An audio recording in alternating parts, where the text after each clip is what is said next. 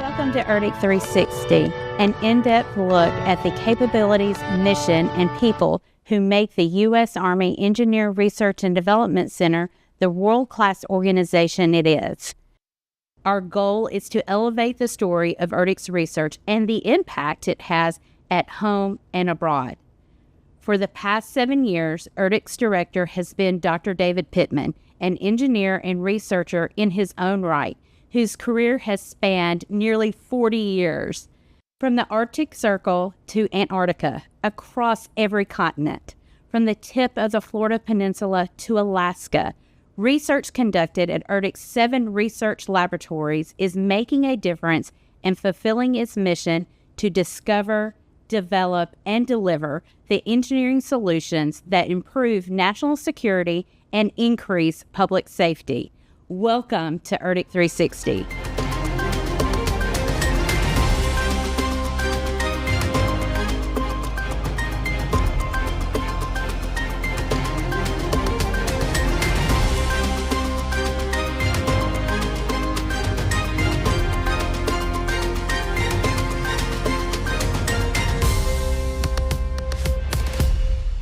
You've had a unique vantage point as ERDC researcher, lab director, and now director of ERDC. What do you think makes this organization unique? Well, thanks, Shelley. I think what makes ERDC unique has been true from the very beginnings of ERDC. I mean, all the way back to 1929 when the country needed, new ways to prevent floods. And so they called the Corps of Engineers, because who does floods? The Army Corps of Engineers. And they established the Waterways Experiment Station on this very ground we're sitting at right now to study floods. How we're going to prevent these rivers from causing so much damage and taking lives. And it was the people, the engineers and scientists and technicians and administrative personnel from that very day and that very time that wanted to solve that national crisis problem. And that has carried through to today. Even as I became director in 2017, started here in 1983, and that's what kept me at this place was the people, the interesting world-class problems that we work on to this day. And since I've become director, it's just validated it for me across the ERDC, across the enterprise, 7 labs, 4 states, $2 billion, but it all comes down to the people. Their knowledge, their creativity, their persistence, their professionalism, just getting things done in the right way and for the right reason. Not for themselves, but they're doing it because they want to do public service. They want to make the world safer and better every day. And that's what they do and why they do it. And I think that's what makes ERDC so special since almost 100 years now. That's right. And so during your tenure here as director, ERDC has seen a lot of transformation. What are some of the changes or events that you are most proud of? Yeah, so remember I started in 83. So by 2017, I'd seen a lot of the history of, and ERDC itself didn't actually start till about 2000. I mean, on paper, we started in 98. But by then, I said we started in 29 here in Vicksburg, and we grew to about 6 labs just in Mississippi. But there were labs in Champaign, Illinois that started in the 60s. Searle, we had our co-regions lab started in the 60s in New Hampshire. We had what's called the Geospatial Research Lab now in Virginia. That was in Virginia, but they were all separate, from the 20s up until around 1998, when on paper, we all came together and created the ERDC a little over 25 years ago now. And so by the time Dr. Houston became the director in 2000, it was his job, really. And he was a brilliant lab director, research and scientist, kind of similar background researcher. It was his job really to pull those labs who were kind of raised to be competitive. they didn't necessarily collaborate and work together. Brilliant scientists done magnificent world-class things, but they didn't really know how to work together effectively. I worked together, as researchers, we worked together. I started in the pavement system division in 1983, and just a few months in, my boss told me, hey, go work with this guy in the structures lab on concrete things. I was working on concrete pavements. And so researchers worked across the labs when they needed to, but it wasn't necessarily promoted as a thing. But Dr. Houston did that. He created from a loose confederation of a bunch of labs in 4 states into one cohesive organization. Took about 10 years. He was director for 10 years, but by the end of that, we were a well-oiled machine. Then Dr. Holland became the director in 2010 into 2017. And he took it to a whole different level. Brilliant man. He really could think about how we could collaborate across the labs and with organizations to create things that never existed before. Actually, he brought this lab we're sitting in right now is the ITL. He didn't create ITL, but he brought in the High Performance Computing Modernization Program, which leads the high performance computers for the entire Department of Defense. He had that vision and how it could help transform how we did things. He did that for every lab and across the Army and across a lot of services in all the federal government. So when I became director in 2017, again, I thought our biggest challenge was going to be, I knew we had a lot of lab directors. All our lab directors are senior executives, and the Army had a thing about senior executives, still do, that if you serve too long in one job, you need to kind of move around, and lab directors have been in place a long time, so we had to do some shuffling of lab directors, and I knew that'd be a lot of churn, a lot of organizational change, creates challenges. But then there were national challenges now. We had this new push for Army modernization priorities, which was the right thing to do, but it really changed the Army fundamentally. In our S&T, our research programs, there was no modernization priority that says do better engineering. And so what we had to do was figure out, okay, we thought our budget was going to get severely cut.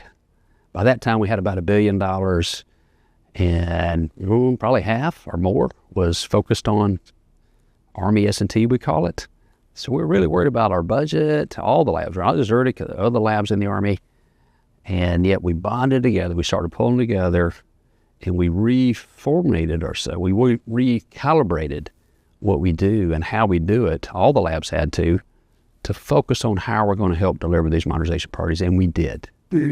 So we had to change what we were doing, but we got to do something differently and better, focused on the national priorities. So there was a lot of late meetings and a lot of disagreements in rooms and in Washington and that sort of thing. But at the end of the day, we came out stronger, we came out better, and we're doing things differently now on the nation's top priorities. So that was a huge thing.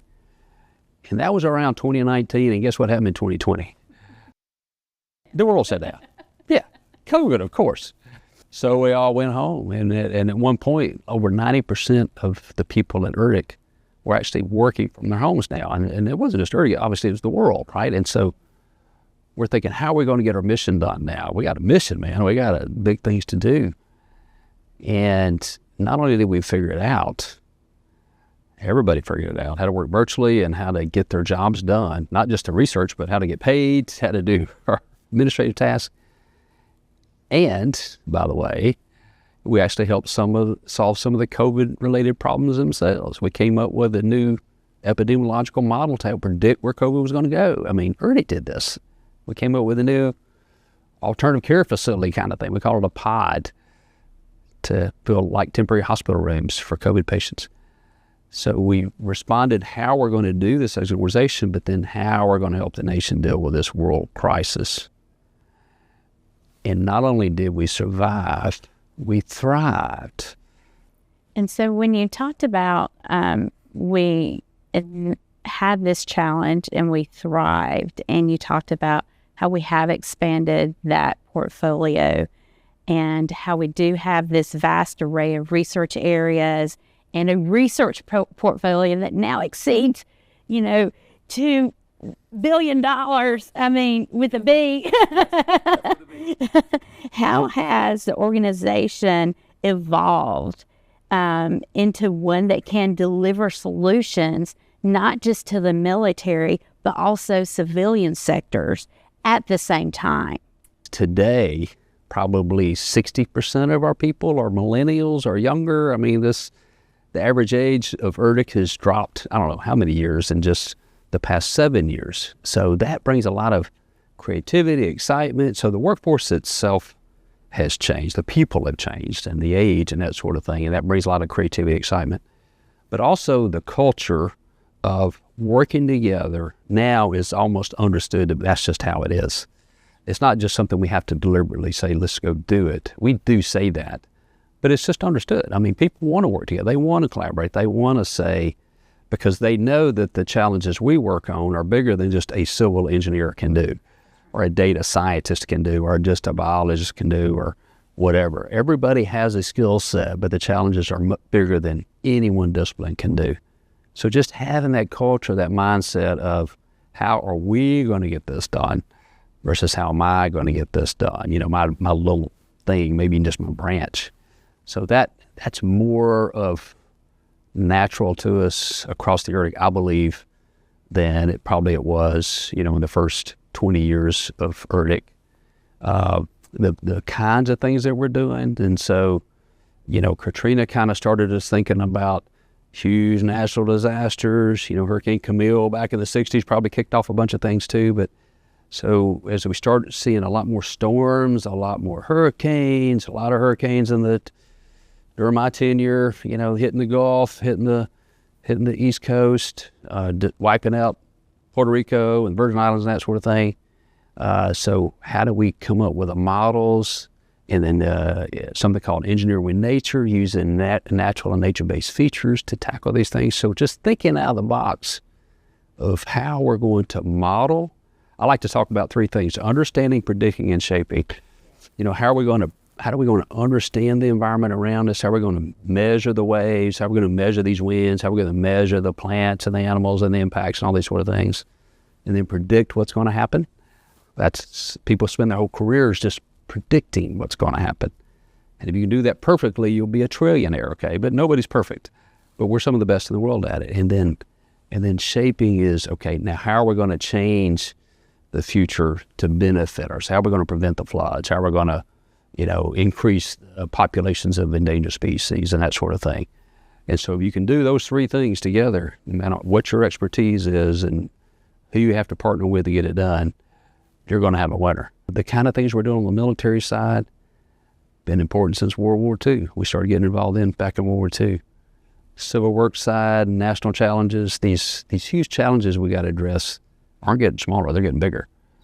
And so the source of things, the challenges, the number of challenges and the type of challenge and the scale of the challenges are getting so big that it doesn't matter if you did civil research, water, you know, for rivers and floods, or blast and weapons effects, you know, a military kind of thing. These worlds kind of come together. Throughout your career, you've been involved in numerous innovative projects. Are there any initiatives that stand out as a game changer for ERDC or the Corps of Engineers? There's a lot of them. We came up with this project. It's called Forecast Informed Reservoir Operations. The title kind of gives it away, but to give some context, the Corps manages reservoirs across the nation. So when we manage a reservoir, that means we have a dam, we got a lot of water behind it, and we're trying to hold that water for several reasons. You hold it for protecting floods downstream. You're holding it to give water supply. You're holding it to have hydropower. You're holding it for a lot of reasons, and sometimes those reasons compete against each other. You need it lower if you're going to try to prevent floods from happening downstream. You need it higher if you need water. And so how do you manage that? And so that's the way you manage it is something called a water control manual. It's actually a very prescribed way you're supposed to do it every year. You just keep it low, and when you think rainy season is going to happen, keep it high when you don't think it's going to rain. I mean, that's just kind of how we're every year. But we said, hey, we're wasting a lot. And so in California, most populous state in the nation, starving for water. Population's exploding. We're letting all this water go out the dam, and we're like, wait, what are we doing? That water's just going out to the ocean. We need that water for people, for drinking, and we need it for agricultural purposes.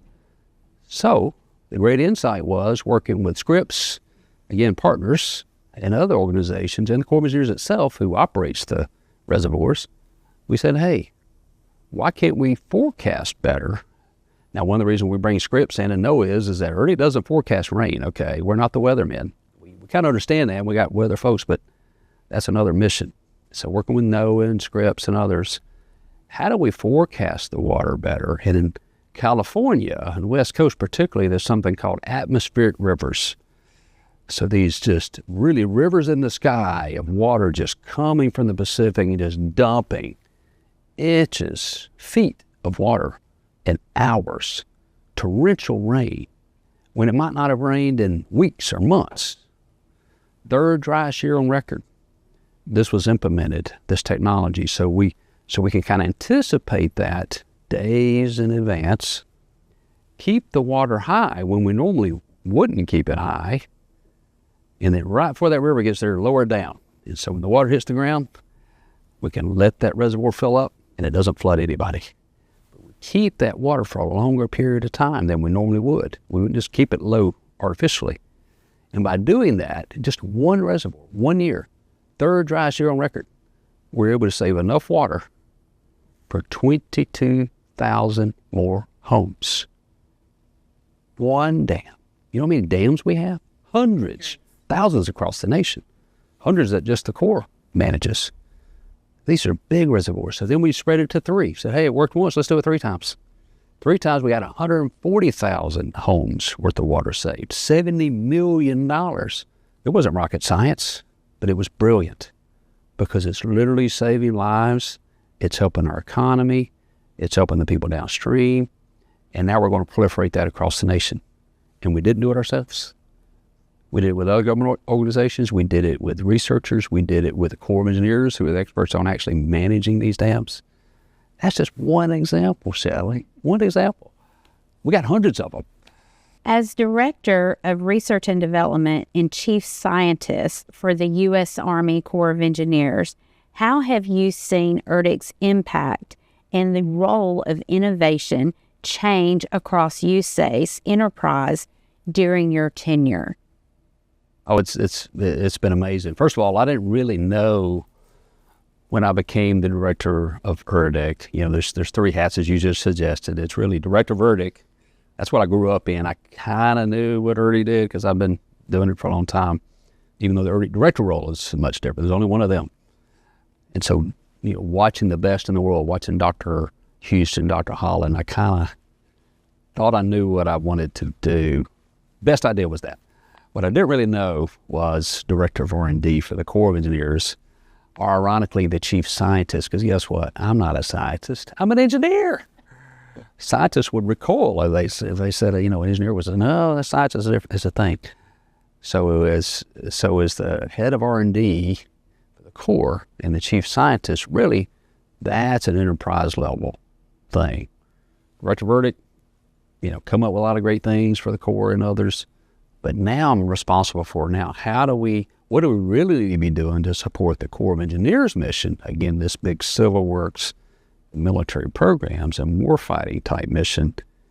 And then how is the enterprise then going to use it? How do we keep a focus on not just doing the R&D, but how do we transition it to somebody who has a mission to deliver something, you know, deliver a capability for the warfighter, or deliver a dam, or deliver a DHS has got to protect those people in the Super Bowl, for goodness sakes. How are we going to deliver that capability? And so it's always translating from doing something in the lab to making America, you know, safe and prosperous and, you know, making it better. So to me, that's our secret. We've done it since 29.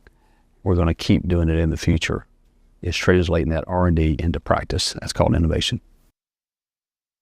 As director, you have put special emphasis on leadership, training, and developing ERDC's leadership of tomorrow from within. Something you're a product of because you started out as an engineer, moved your way, then you were lab director, and then ERDC director. So how important is that philosophy of training people today and always critical to ERDC's future success? Oh, it's absolutely critical. And I think that's one of the biggest things that attracts people to ERDC, frankly, to start with. It's the cool things we do. I think that's number one.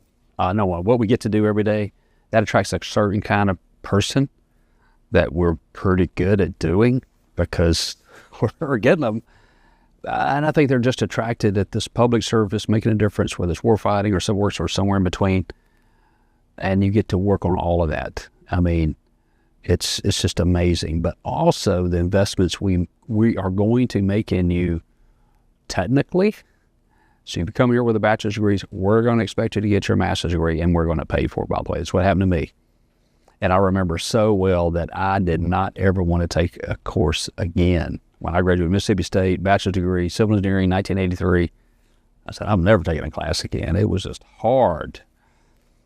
But my boss came to me just a couple weeks into the job. He says, Dave, we got you signed up for your first master's course. You start next week. I'm like, are you kidding me?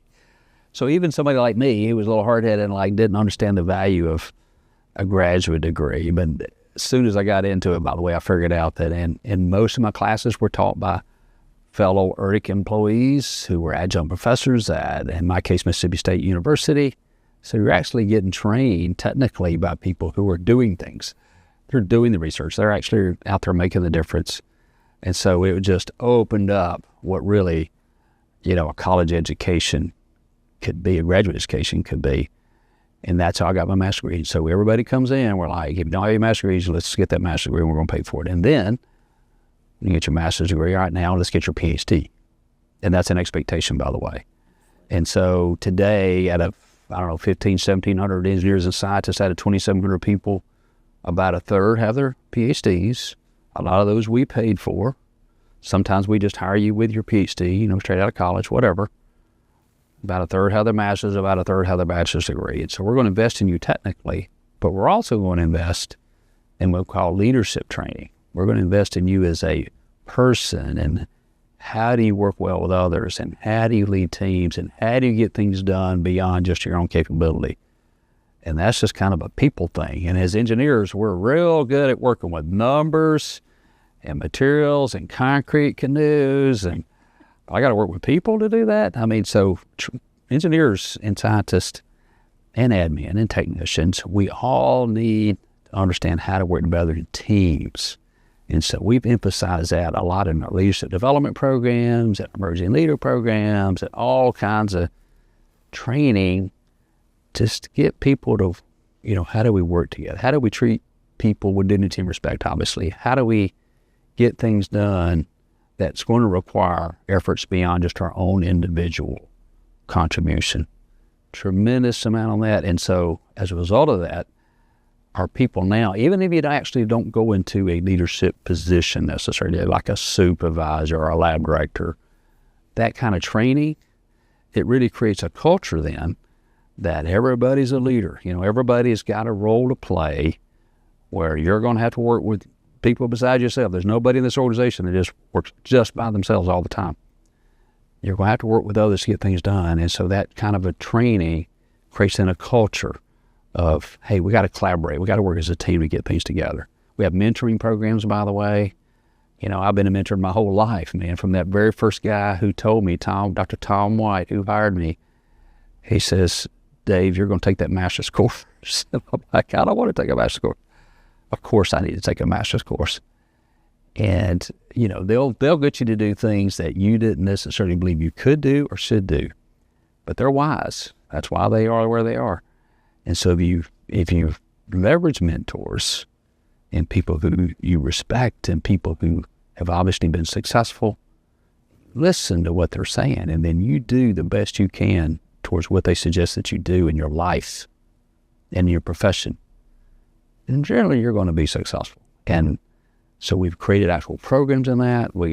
I never was actually part of a mentorship program. I'm a mentor now as part of mentorship, but to be mentored, you don't need a program to do that. You can just, reach out to folks who can contribute to you. And there's all kinds of people that want to do that in ERDC. And so we've done that successfully. And I think that with our demographics, a lot of younger people now across the core, across the area, a lot of older people that can mentor. And by the way, you can mentor up too. By the way, you can mentor those older people like me to figure out how to do things better. But just having that relationship and knowing that it's important, I think is extremely important to ERDC's success. Finally, as you prepare for retirement, that seems to have come quicker than I expected. What legacy do you hope to leave behind at ERDC? And what are your hopes for the organization in the future? Well, Shelly, you're right. In just a few weeks now, I want to retire. That just seems like a foreign word, but it's a thing, I guess. And so I started here in December of 1983. That's 40-something years ago now. And it just seems like, first of all, I would just say it happens fast.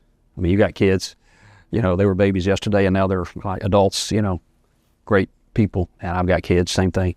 But it goes by so fast. So, I would just say to anybody out there that's working right now or working anywhere, just try to savor the moments. Be present, be in the moment, because it all just happens so fast. And as far as the legacy is concerned, I'll let other people talk about legacy, but I will say that I have gathered so much more from others that they have given me. As I look back, I think, what my mother taught me at her knee at age 4 or 5 years old of, son, treat everybody with dignity and respect. You're not better than anybody else, never. And I wasn't a perfect child, although I got a lot of whippings, okay? But as you get older, you got to, okay, yeah, I should do better. Not just know better, but do better. Son, you know better than that. Yeah, I knew better than that. I didn't necessarily do better than that, but as you get older, you try to do better. It's not just know better, you got to do better. And so, but I've gotten so much more from other people. They've taught me lessons out there. And so I think the future of ERDC, as we think about, how now that we can take all these new capabilities we're building, from artificial intelligence, we're sitting in one of the best supercomputing places in the world. We're brilliant minds. We got some of the best material researchers out there in the world in several of our labs. We got robots. Man, we got robots everywhere. We got artificial intelligence. We got 3D printing of concrete. We got a whole cold regions lab that's printing ice everywhere, by the way, and just changing the world and how we're going to deal with cold regions effects. We got the best map makers in the world. That's going to integrate all these new technologies into their maps. It's going to be the best, coolest maps in the world. That's going to help us make better decisions. We got the best water guys in the world that's revolutionizing not just physical modeling of water, but how we're going to predict how water's going to be, how storms are going to be, and how it's going to impact us, either a lack of water or having too much water, and everywhere in between. Environment, engineering with nature, those fish, all the environmental impacts. Geotech and structural lab where I grew up, the concrete materials guys, the paving, the blast weapons effects. So all of our laboratories coming together and bringing those unique capabilities.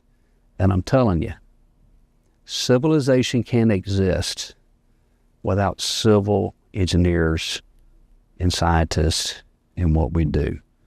So the civil works mission that we have, helping civilization survive and just really exist, I think that's going to be around as long as civilization exists.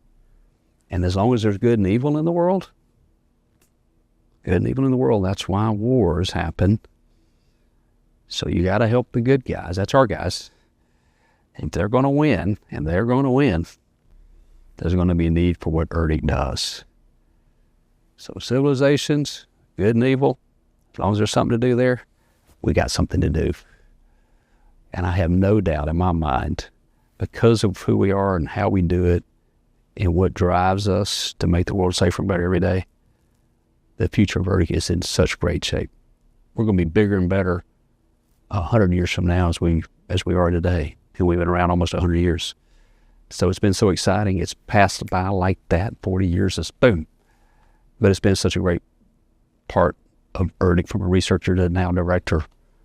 It's been a great part of my life, and I just can't thank ERDC enough and the Corps of Engineers enough for letting me do this for so long.